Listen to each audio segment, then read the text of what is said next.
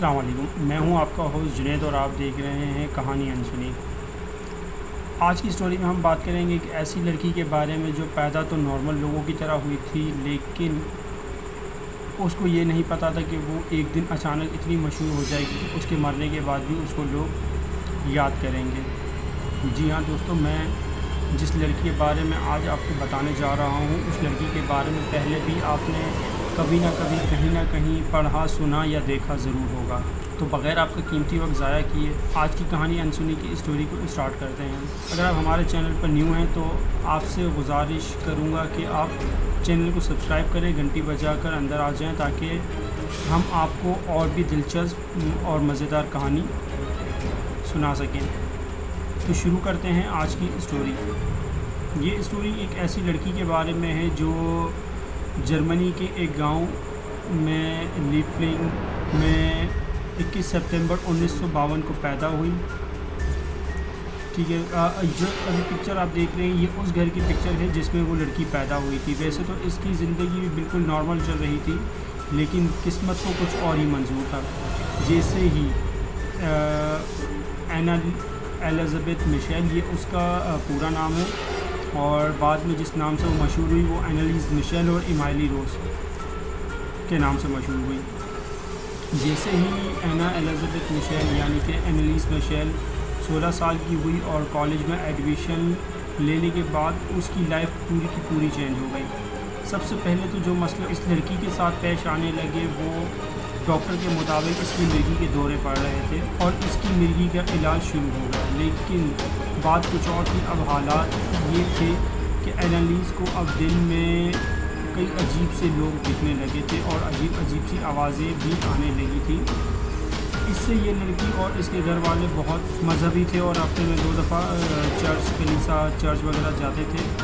लेकिन एनालिस मिशेल इन सब वाक़यात के बाद से अब वो चर्च जाने से डरने लगी थी, क्योंकि उसके मुताबिक जो आवाज़ें उसको आती थी वो उससे कहती थी कि तुम एक लानत हो और तुम्हें जहन्नुम में सड़ाया जाएगा या तुम्हें जहन्नुम में जलाया जाएगा वगैरह वगैरह की आवाज़ें उसको आने लगी थी। सन 1970 में उसकी बीमारी में मज़ीद इजाफ़ा हुआ और अब वो डिप्रेशन का शिकार भी हो गई थी। उसका इलाज होते हुए पूरे 5 साल गुजर गए थे। तबीयत में बेहतर आने की बजाय उसकी तबीयत दिन ब दिन और बिगड़ती चली गई और अब वो अपनी ज़िंदगी से मायूस होने लगी थी। इन सब चीज़ों से जब वो अदम बर्दाश्त हो गई तो वो अपने फैमिली फ्रेंड के साथ सैन डेमियानो चली गई। वहाँ जाकर जब एनालिस मिशेल ने उनके कुछ रस्मात करने से मना किया, जैसे कि हॉली वाटर या वो प्यूरिफिकेशंस वगैरह करने से मना किया, तो ये बात खुलकर सामने आई कि एनालिस मिशेल पर जो है वो जिन्नात काबिज़ हैं और ये पॉजेस्ड है। जो इनके चर्च या जो भी इसके अलावा इनकी मजहबी जगह थी वहाँ दाखिल नहीं हो सकती थी। इसी वजह से जैसे ही वो दाखिल होने की कोशिश करती तो उसको ऐसा महसूस होता कि जैसे उसको कोई जला रहा हो या उसके ऊपर कोई गर्म चीज़ उड़ेल दी गई हो। ये बात उसने ख़ुद बताई थी जब वो बार बार दाखिल होने की कोशिश करती और दाखिल ना हो सकती। वहाँ जो और भी दूसरी फैमिली आई थी उन्होंने और एनालिस मिशेल की फैमिली ने अब फ़ैसला किया अब और चर्च पेशवा या पादरी से बात की एलिज़ाबेथ के एग्जॉर्सिज्म के बारे में, और उन्होंने इनकार कर दिया कि आप किसी अच्छे हॉस्पिटल में जाएं या पहले बिशप्स की परमिशन लेके आएँ, जो भी इनका प्रोसेस होता है उसको सर अंजाम देने के लिए। और इस वाक़ये के बाद से उसकी तबीयत और बिगड़ गई, जिसमें उसका जिस्म बहुत कमज़ोर हो गया और वो अपने आप को मारना पीटना शुरू कर दिया। और अब वो इस हद तक यूँ समझ लें परेशान हो चुकी थी कि वो अपना फुजला भी खा जाती, पेशाब भी पी जाती, और जो इसके इर्द गिर्द कीड़े मकोड़े वगैरह घूम रहे होते वो उसको भी खा जाती थी। अब उसकी तबीयत की हालत ये थी कि उसको शैतानी चेहरे हर जगह दिखने लगे थे और ये उनके ऊपर जो अपने इर्द गिर्द चीज़ें रखी होती वो फेंक देती थी। पादरी अर्नेस्ट ऑल्ट ये वो पादरी थे जिसने सबसे पहले एन एलिज़ाबेथ मिशेल की हालत देखी और बिशप पर जोर देने लगे एग्जॉर्सिज्म के लिए। जोसेफ स्टेंगल ये वो बिशप था जिसने उस लड़की के एग्जॉर्सिज्म की इजाज़त दी। बाद में इसके ऊपर केस हो गया था, लेकिन अभी ये हमारा मौजू नहीं है। रेंज ये वो पादरी था जिसने सबसे पहला एग्जॉर्सिज्म किया और टोटल जो एग्जॉर्सिज्म हुए उनकी कुल तादाद जो थी वो 67 थी।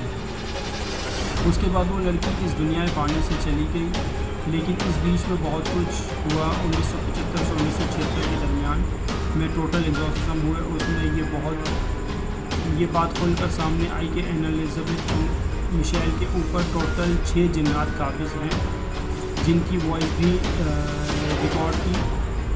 आप पहले उन वॉइसेस को सुने और देन फिर हम जो है वो अपनी स्टोरी को आगे बढ़ाते हैं।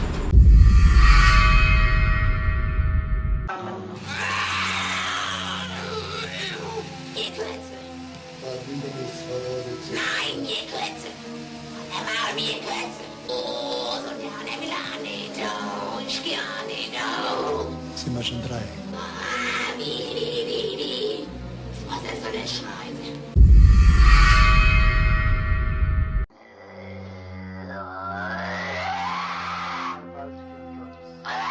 Ich hab einen Moderschlag.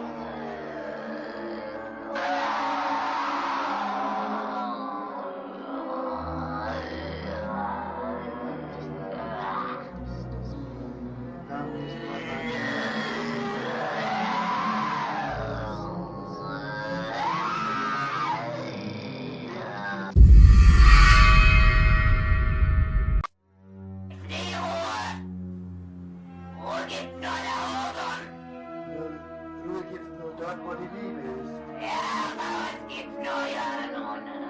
Nur Hass. Ja, Wo Hass ist, da gibt's keine Ruhe. nein. Und für uns gibt's nie Ruhe. Nie. Weil Ewigkeit.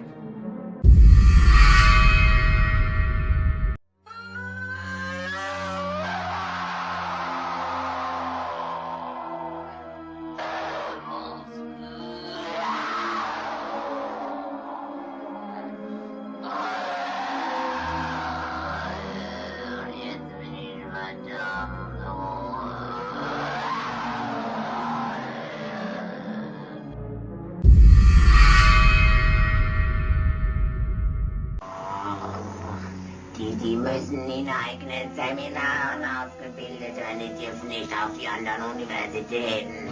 Kapiert? Ja. Das ist schon etwas gesagt.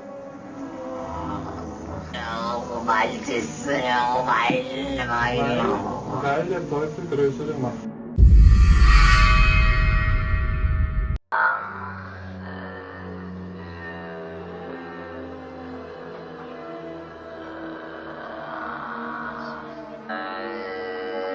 im Namen deines Sohnes, ich bin Jungfrau, im Namen Jesu, befehle ich dir auszufahren. Im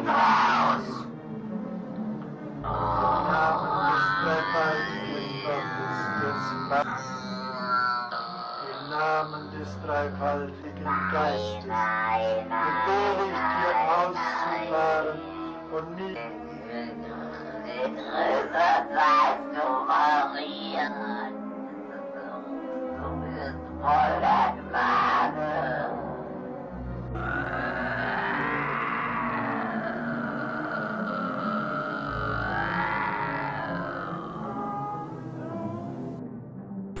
जो total 67